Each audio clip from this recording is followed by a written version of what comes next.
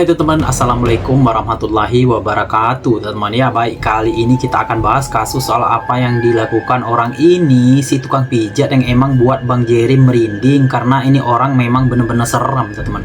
Korbannya bukan cuma satu tapi banyak. Salah satu korbannya itu adalah anggota Kopassus teman-teman. Yang lebih gilanya lagi, semua korbannya nggak ada yang bisa menghindar dari dia yang setelah korbannya masuk ke radar targetnya teman-teman. Karena semua korbannya awalnya dianggap hilang secara misterius. Yang anehnya nggak ada yang curiga sama dia, ada yang tahu gimana sisi gelap orang ini teman-teman, yang sebenarnya yang emang benar-benar seram teman-teman ya. Tanpa banyak bacot, kita akan memasuki ke dalam pembahasannya teman-teman. Let's go.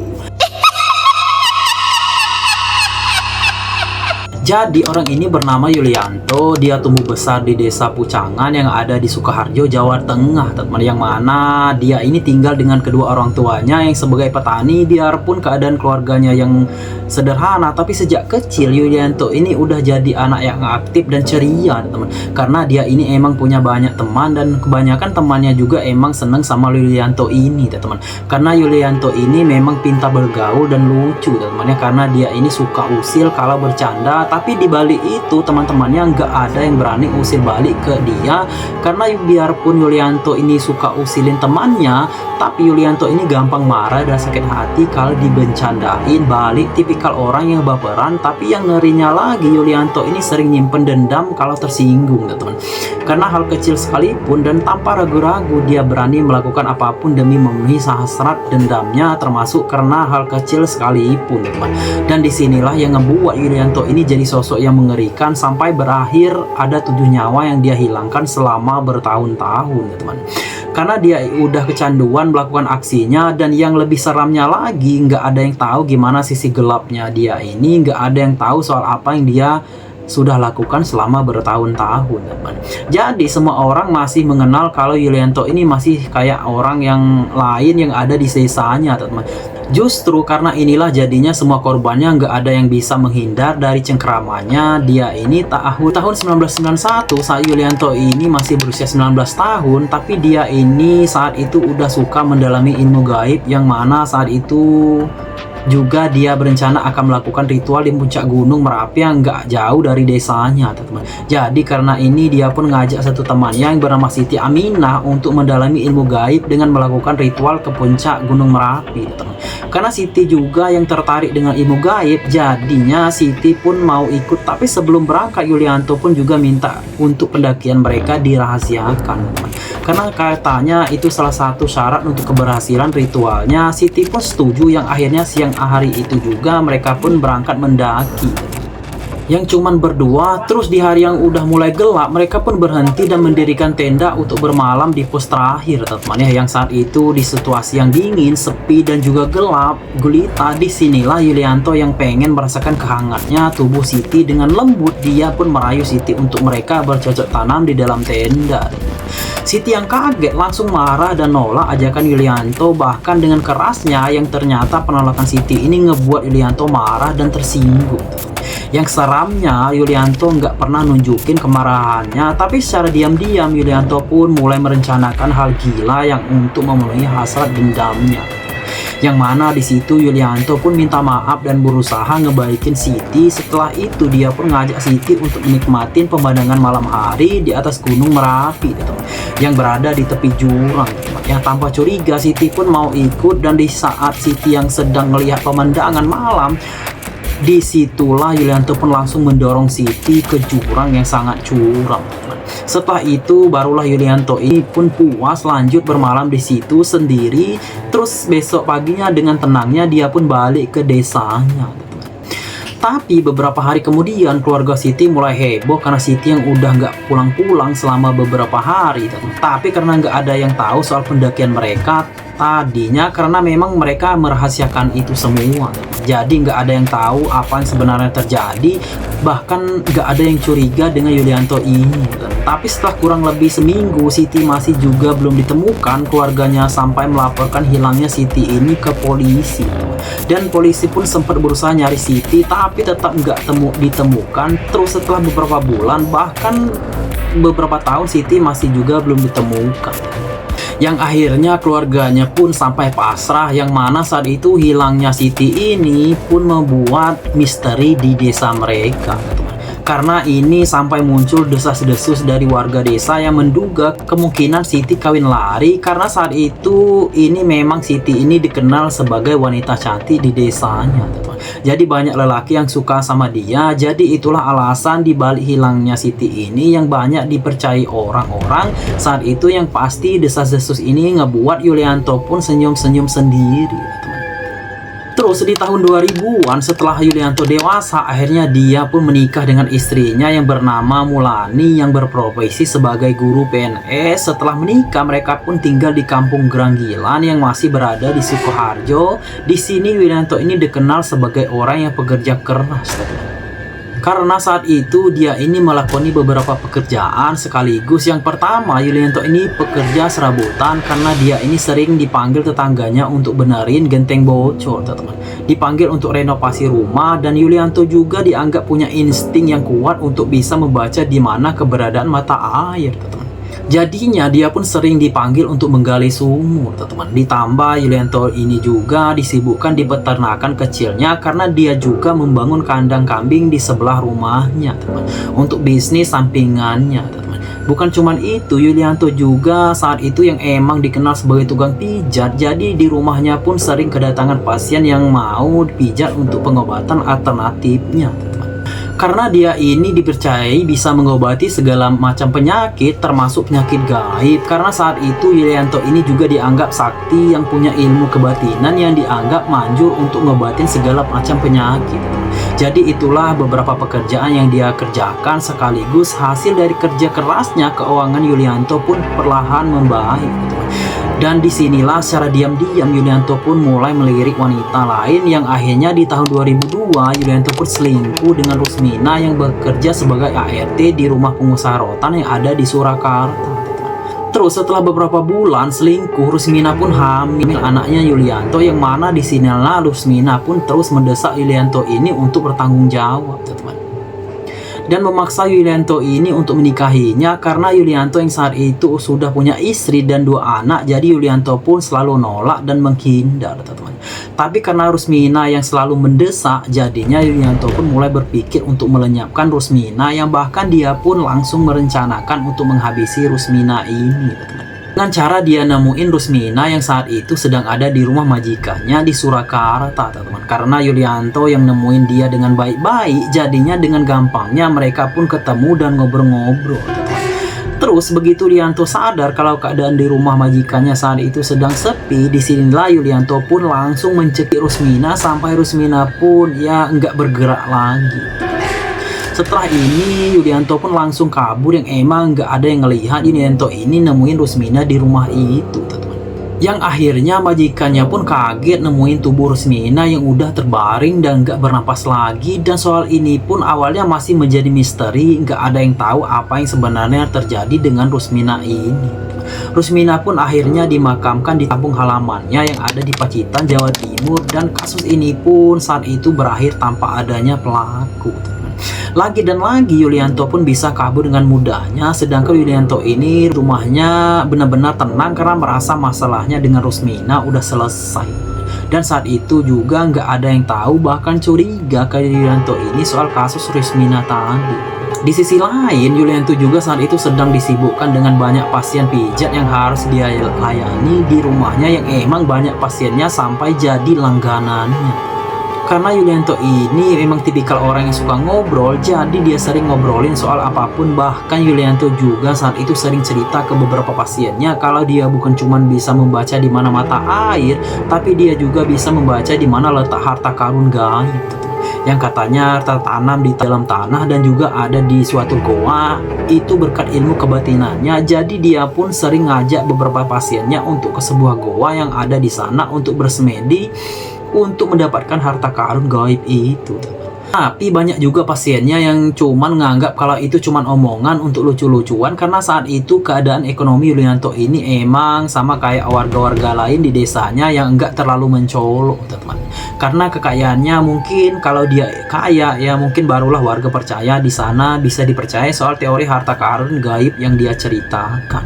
Tapi omong kosongnya bukan cuma satu-satunya alasan kenapa pasiennya jadi banyak. Tapi alasannya karena buah ini yang mana ini buah kecubung, karena biasanya pas dia memulai mijat pasiennya, Yulianto ini akan menghidangkan jamu yang terbuat dari ekstrak buah kecubung ini yang emang ngebuat pasiennya jadi tenang bahkan berhalusinasi. Makanya pasiennya banyak karena banyak pasiennya suka dengan efek halusinasinya yang dianggap sangat menenangkan. Tapi buah kecubung ini juga bisa mencabut nyawa kalau dikonsumsi secara berlebihan karena bisa merusak sistem saraf, yang mana inilah yang selanjutnya dia jadikan alat untuk siapapun orang yang dia nggak suka. Salah satunya Sugio yang merupakan temannya yang juga sering pijat ke tempat dia, yang mana Sugio ini saat itu punya hutang ke Yulianto, tapi karena Sugio yang lebih galak pas ditagih, jadinya Yulianto pun mulai menargetin nyawa Sugio secara diam-diam. Apalagi saat itu Yulianto ini udah nggak berpikir dua kali untuk ngilangin nyawa orang, karena Yulianto ini memang merasa mudah untuk menghilangkan jejak dari apa yang sudah dia lakukan, karena dia ini memang sudah berhasil 2 kali mengeksekusi orang lain dengan mudahnya. Karena ini saat itu yang sudah di tahun 2005, kayak biasa Sugio ini datang ke rumah Yulianto bukan untuk bayar hutang tapi untuk pijat. Dengan ramahnya situ Yulianto pun nuruti keinginannya. Di awal Yulianto pun langsung menghidangkan jamu dengan dosis buah kecubung yang normal, karena di sini Yulianto ini masih punya niat untuk minta hutangnya untuk terakhir kalinya. Terus setelah pertengahan pijatnya dengan baik-baik, Yulianto ini nanya yang sebenarnya ini pertanyaan yang udah sekian kalinya, yang mana di situ dia nanya Sugio ini bisa membayar hutangnya. Karena Sugio yang nggak sadar kalau itu sebenarnya udah peringatan terakhir, jadinya Sugio pun cuman bisa ngasih janji-janji yang akan dia ingkarin, teman. Disinilah Yulianto pun langsung nawarin untuk dibuati jamu. Sugio pun setuju, yang akhirnya dia pun buat jamu dengan dosis buah kecubung yang banyak, teman. Terus setelah jamu itu habis diminum Sugio, dia pun itu langsung sekarat. Yulianto pun langsung keluar dari kamar pijat itu, ninggalin Sugio di kamar dengan keadaan sekarat, teman. Nggak lama kemudian Yulianto pun masuk lagi ke kamar pijatnya, yang mana di situ Sugio udah nggak bergerak lagi, teman. Dengan tenangnya, yang mana sekali nggak panik di malam harinya, tepatnya di tengah malam setelah istri dan anak-anaknya tidur, Yulianto pun langsung menggotong tubuh Sugio untuk dikubur di dekat kandang kambingnya yang ada di sebelah rumahnya. Terus beberapa hari kemudian keluarganya Sugio pun mulai panik nyariin Sugio yang saat itu udah beberapa hari nggak pulang ke rumahnya, teman. Yang akhirnya setelah beberapa minggu bahkan beberapa bulan Sugio masih juga belum ditemukan. Akhirnya keluarganya pun pasrah, teman. Sedangkan Yulianto masih aman karena sama sekali nggak curiga ke dia, teman. Jadi setelah ini Yulianto pun beraktivitas kayak biasa bahkan dengan tenangnya. Terus beberapa tahun kemudian, tepatnya di tahun 2007, Yulianto pun kenal sama Soehardi, yang mana Soehardi ini pengrajin rotan yang ngalamin kebangkrutan, yang mana dia ini berasal dari kampung Topesan yang juga masih berada di wilayah Sukoharjo, Jawa Tengah. Jadi saat itu Soehardi ini sempat dengar kabar dari orang-orang kalau tukang pijat yang bernama Yulianto itu bisa membaca keberadaan harta karun karena ilmu goibnya, teman. Karena Soehardi yang saat itu berambisi untuk bisa kembali kaya dan pulih dari kebangkrutannya, jadinya dia pun berusaha nyari dan akhirnya nemui Yulianto di rumahnya. Disinilah mereka mulai ngomongin soal harta karun. Emang di situ Yulianto ini ngaku bisa membaca di mana keberadaan harta karun gaibnya. Tapi syaratnya ada ritual yang harus mereka lakukan di sebuah goa, tempat di Goa Cermin yang ada di wilayah Serunggono, Kabupaten Bantul, Yogyakarta, yang berjarak kurang lebih 2 jam dari wilayah mereka. Dari ritual itu pun harus dilakukan beberapa kali. Setelah Yulianto menjelaskan syarat dan Soehardi pun akhirnya setuju, teman. Besoknya mereka pun berangkat, tapi sebelum berangkat karena mereka harus ke wilayah Bantul yang memang harus menggunakan bus, teman. Sedangkan Soehardi nggak punya uang untuk ongkos, jadinya Soehardi ini minta ongkosnya ke Yulianto, dibayar dulu sama Yulianto, teman. Nanti janjinya akan dia ganti. Yulianto pun setuju. Setelah itu mereka pun berangkat. Akhirnya mereka pun nyampe di Goa Cermin, yang mana di situ mereka pun langsung melakukan ritualnya. Setelah ritual selesai, mereka pulang lagi karena katanya hasilnya baru akan terlihat setelah beberapa kali ritual.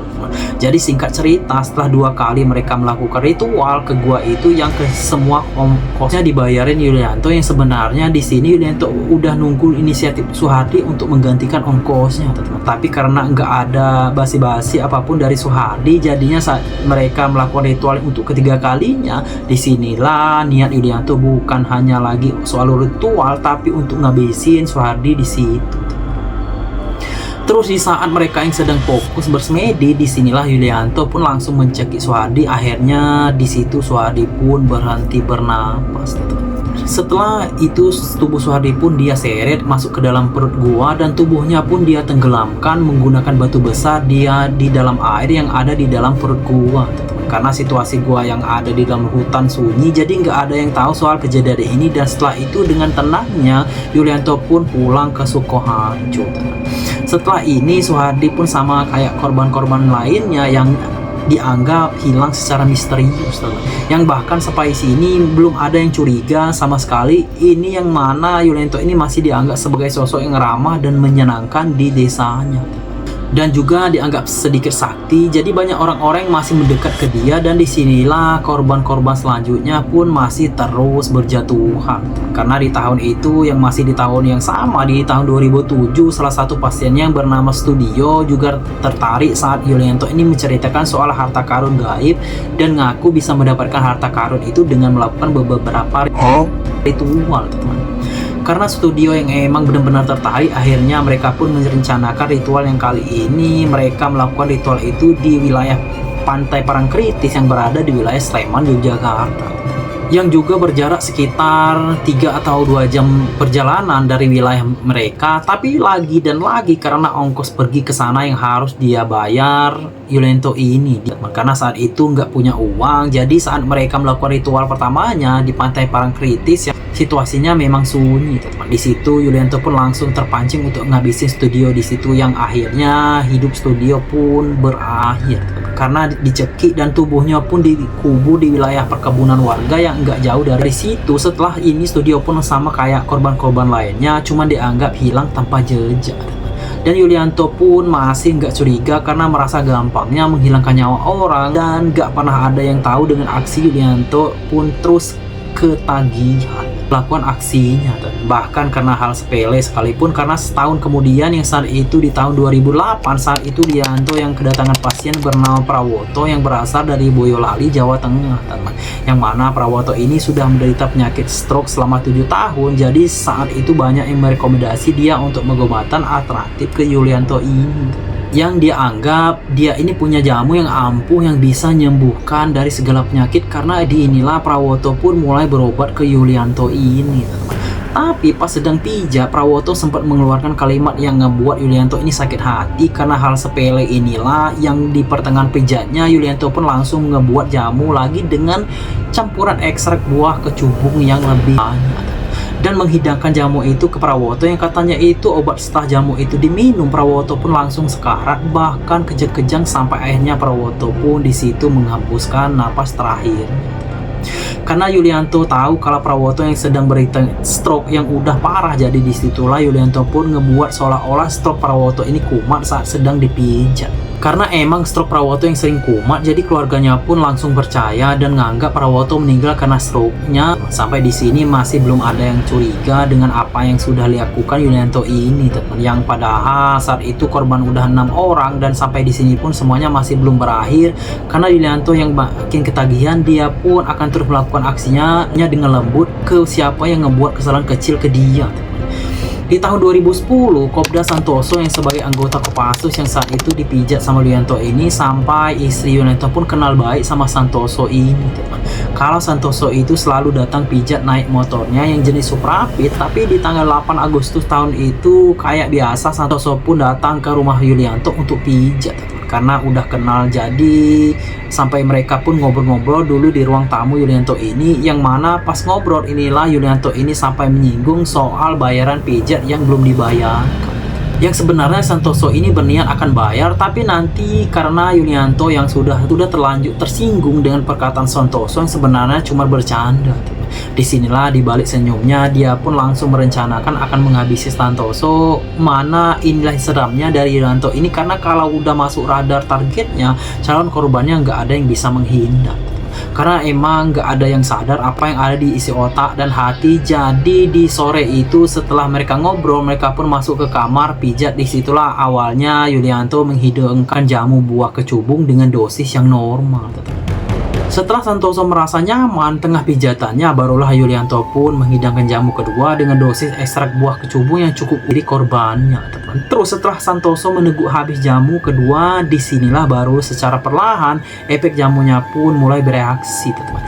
Santoso pun mulai kejang-kejang yang akhirnya melemah. Saat inilah Yulianto pun langsung meeting dan mencekik Santoso untuk mempercepat proses yang sebenarnya. Disitulah Santoso masih sempat berusaha melawan dan berusaha melepaskan pitingan Yulianto ini, tapi karena keadaan tubuhnya yang sudah melemah, jadinya Santoso pun berhenti bergerak dalam pitingan Yulianto ini. Setelah ini Yulianto pun keluar dari kamar pijatnya untuk nyari cangkul. Disinilah istrinya sempat nanya karena tadi istrinya sempat dengar suara gaduh dari dalam kamar pijatnya. Di situ Yulianto cuma jawab yang katanya kalau Santoso tadi sempat kesurupan awalnya. Terus entah gimana caranya Yulianto ini berhasil nguburin tubuh Santoso di belakang dapur rumahnya, yang emang tanpa diketahui istrinya dan anak-anaknya. Tapi besoknya istrinya ngerasa aneh karena tanah di belakang dapurnya kelihatan kayak baru dikeruk, yang bahkan masih ada gundukan tanah yang bentuknya mirip kayak kuburan. Karena ini istrinya pun sempat nanya itu di belakang ada apa. Tapi di situ Yulianto justru marah-marah dengan istrinya karena merasa istrinya ngurusin yang bukan urusannya. Sampai mereka ini bertengkar karena kesal dengan istrinya. Yulianto pun langsung keluar naik motor Super Rapid milik Santoso. Di sini istrinya pun sempat bingung karena motor Santoso ini ditinggal di rumahnya. Disinilah istrinya mulai merinding dan curiga karena dia sempat dengar suara gaduh di dalam kamar. Terus dia nemuin adanya gundukan tanah di belakang dapurnya. Terus nggak kalah anehnya kenapa Santoso ninggalin motornya. Istrinya pun mulai menghubungkan soal tanah kerukan itu dengan Santoso. Tapi istrinya juga nggak berani bongkar tanah gundukan itu yang emang bentuknya persis kayak kuburan. Setelah 2 minggu kemudian, satuan Santoso di sana mulai nyariin soal hilangnya Santoso ini, dan soal ini pun sampai didengar istrinya Yulianto ini. Disinilah istrinya pun makin curiga lagi kayak ada sesuatu yang dilakukan suaminya ke Santoso, karena secara diam-diam istrinya Yulianto pun mendatangi kantor Santoso dan nemuin teman-teman Santoso di sana untuk ngakuin soal semua kejanggalan yang sempat terjadi di rumahnya, dan juga ngelapor kalau motor Santoso masih ada di rumahnya yang dipakai suaminya, dan juga di belakang dapur ada gundukan tanah seukuran tubuh manusia. Yang emang istrinya nggak berani ngebongkar gundukan itu karena inilah beberapa teman Santoso pun datang ke rumah mereka, yang kebetulan di situ Yulianto sedang keluar yang sedang ngebawa motor Santoso ini. Tapi di situ istrinya pun menunjukin gundukan tanah yang mencurigakan yang ada di belakang dapur rumahnya. Setelah teman-teman Santoso ngelihat gundukan tanah itu yang emang sangat-sangat mencurigakan karena ukuran dan bentuk benar-benar mirip kayak kuburan baru.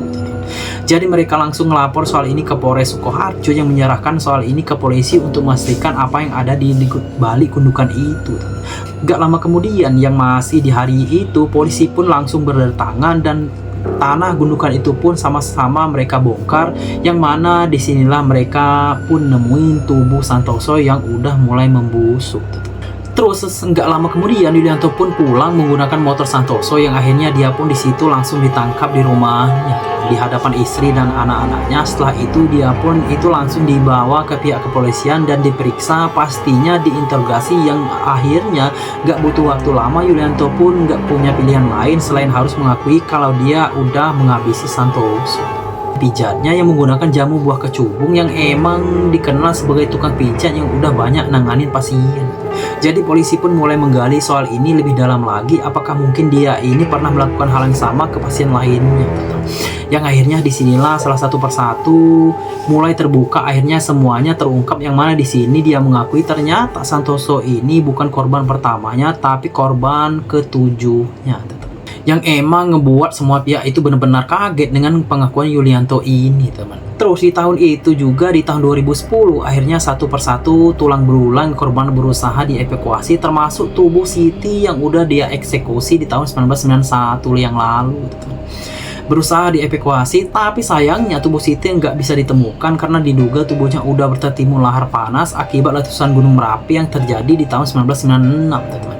Di tahun 2006 juga tubuh Soehardi yang dievakuasi di Gua Cermit sempat dilakukan evakuasi juga, tapi karena medan yang sulit berisiko tinggi karena banyak bebatuan yang membuat akses ke dalam perut guanya yang udah mulai tertutup.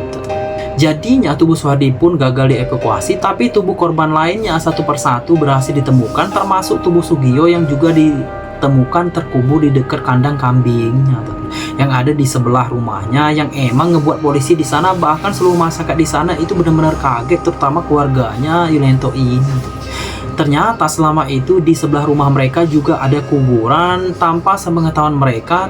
Terus setelah semuanya terungkap, akhirnya di tahun 2011 Yulianto pun dijatuhkan hukuman mati, dan setelah itu dia pun dipenjara di rutan kelas 1A yang ada di Solo, teman. Dipenjara karena Yulianto yang menghabisi 7 orang termasuk salah satunya anggota Kopassus, jadi dia pun jadi tahanan dikenal dan juga ditakuti para napi. Dalam penahanannya Yulianto sempat berantem dengan napi lain yang ngebuat lawannya babak belur, yang bahkan bertekuk lutut yang sama dia, yang emang ini ngebuat dia di sel jadi tahanan yang paling ditakuti, teman. Tapi itu semua juga masuk ke catatan perilaku baiknya. Di tahun 2015 saat Yulianto mengajukan permohonan gerasi ke presiden untuk hukumannya diringankan, gerasinya pun langsung ditolak, teman. Yang akhirnya hukumannya pun tetap hukuman mati, yang mana soal penolakan dan diterimanya gerasi itu ya tergantung gimana catatan perilaku baiknya di penjara, teman. Tapi soal hukumannya, kapan dia ini dieksekusi, jadi biasanya terdakwa hukuman mati akan dieksekusi minimal setelah dia ini menjalani 10 tahun penjara. Yang harusnya di tahun 2001 kemarin Yulianto ini udah dieksekusi, tapi pas aku cari informasi, Abang Jerry nggak nemu informasi apa yang dia udah eksekusi apa belum, teman. Oke teman, mungkin cukup kita akan membahas kasus ini, yang kasus naas yang menimpa 7 korbannya, salah satunya anggota Kopassus, temannya. Sungguh hal yang di luar nalar sekali, teman. Mungkin cukup kita akan membahas kasus ini. Jangan lupa untuk like, komen, dan subscribe channel Bang Jerry. Yang sudah subscribe Abang Jerry doakan semoga panjang umur, sehat selalu, dan dimurahkan rezekinya, teman-teman ya. Sampai jumpa di konten Abang Jerry selanjutnya. Assalamualaikum warahmatullahi wabarakatuh.